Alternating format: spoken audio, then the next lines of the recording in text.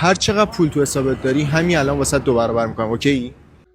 هر چقدر پول تو حسابشه میخواد 2 برابر کنه. بریم ببینیم. میتونه حتما میتونه. آره اوکی. چقدر پول تو حسابت داری؟ 212,000 تومان. 212,000 تومان واقعا؟ چرا تعجب کرد؟ داداش حتما خودش خیلی بچه مایه داریه. 212,000 تومان کم پولی نی. الان شما موجودی چقدره؟ هیچ. شما من موجودیم چقدره؟ هیچ.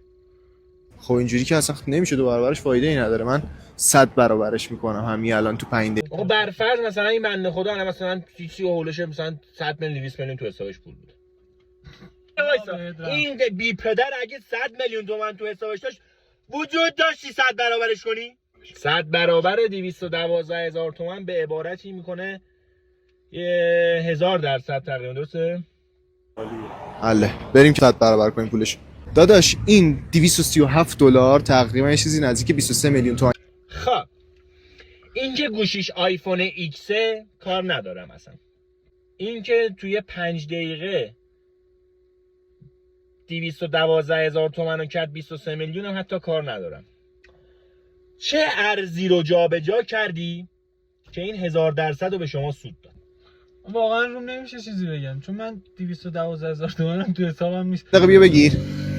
برات در آوردم. چقدر شد؟ 5 دقیقه هم شد؟ نه فکر کنم 7 دقیقه شد. آره. دمت گرم. نوکرتم. ولت داری بزنم برات؟ ولت کیرم تو اول آخرت. ببین این که ولت یارو میگیری وسط خیابون ما 212,000 تومان موجودی خیلی واقعا کار سختیه. چطور این کارو کردی؟ چطور این کارو کردم؟ از تو چونش در آورد. اصلا تو چجوری اون 212,000 تومانو به دلار درآمد داشتی، اونم آنلاین، یعنی رمزارز یا تتر. شما $1.87 رو تو هیچ کدوم از حسابای ممکنه ایران نمیتونی حساب بکنی. تو اول آخر پدرت آقا یه دقیقه تو اصلا پدر تو ولت ساختنش $5 هزینه میخواد.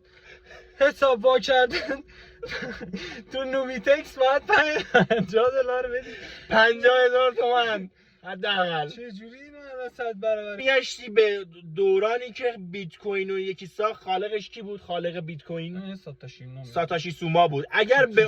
اگر به اون میدادی هم 1000% سود. چه ارزی شما توی 5 دقیقه با اینترنت تخمی ایران که فقط 5 دقیقه جون میکشه سایت بیاد بالا چجوری جابجا کردی که 1000% سود داد؟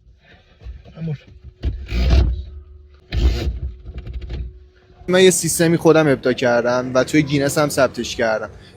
چی تو اصلا تو گینس را داری؟ من مادر اون مامور گینس که اومد پیش توی کسش راه حل توی ننه رو حروم زاده بی ناموس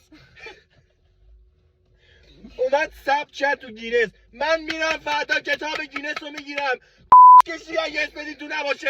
تو مواظبت کن. آرومش.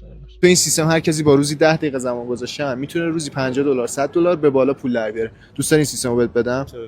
حتما این سیستمو بهت میدم. بچه‌ها که دارین ویدیو رو میبینی عدد 70 رو برام کامنت بکن. سیستمو رایگان در اختیار همه قرار میدم. مخلصم. دمت گرم. بده ولت تو. یا آیفون 17 فیک می‌خریدی حداقل به جای اینکه ایکس دستت بگیری ما حرفتو باور کنیم.